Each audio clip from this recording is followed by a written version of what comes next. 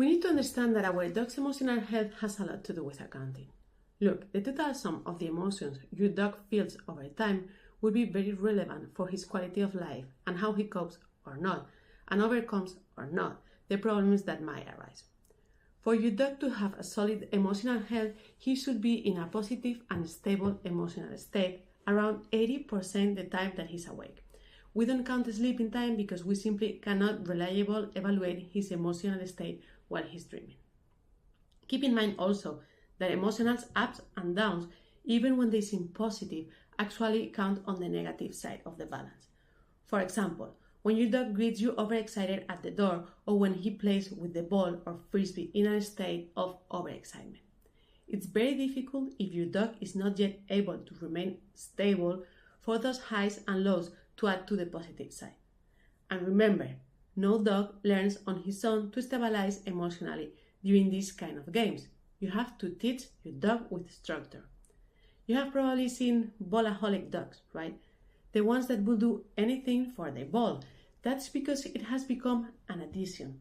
Their behavioral health and their capacity for emotional regulation have been weakened. Don't get me wrong. If your dog enjoys playing, games are fantastic and full of emotional and behavioral benefits for your dog and for your relationship. But it has to be structured, collaborative, and self-controlled play. Take a moment to ask yourself, what does your dog emotionally balanced look like right now? Does he add up more positives or more negatives? Have in mind that the time he spends lying calmly without falling asleep counts on the positive side, and the time he spends anxious, and be careful because anxiety doesn't always look active, counts on the negative side.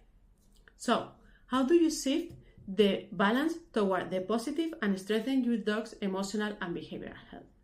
Well, there are many ways, like nose work and scent game activities, bonding sessions, calm space, playing space, social outgoings, coordinating training with emotional stability, teaching your dog to sit emotionally stable, quality rest and safe and comfortable spaces, activities that involve self-control and bring genuinely positive emotions, affection given in a way your dog desires, not imposed.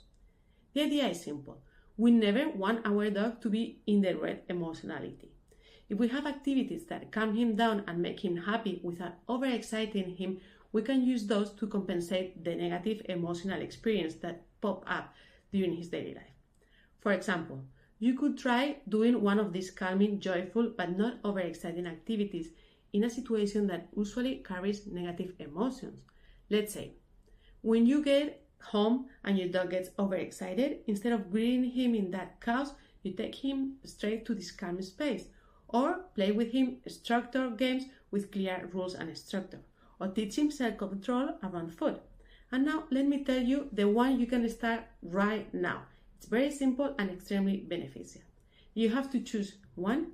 Choose quality walks. Walks that allow your dog to sniff, relax, enjoy, and do not get overstimulated.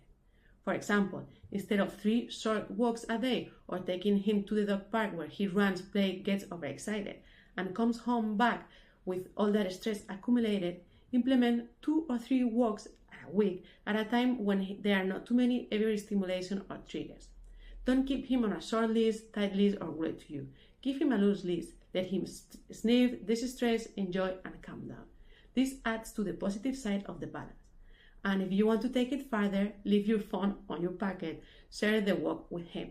Tune into his communication. Let him know you are there. That way, you will turn it into a joint positive balance activity. Add in your gentle words or affection like good boy, whatever you use with him and comes naturally to you, use it because it will multiply the positive of your dog balance. It doesn't have to be about exhausting your dog physically just to burn off energy so he won't jump or nip at you. Of course, you need to know your dog and give him the chance to do what he needs. But remember, dogs also need to learn how to calm down, how to feel good, and how to settle. And the more nervous and active your dog is, the more important this skill becomes. So always keep the balance in mind. Ask yourself, how is my dog's emotional balance today?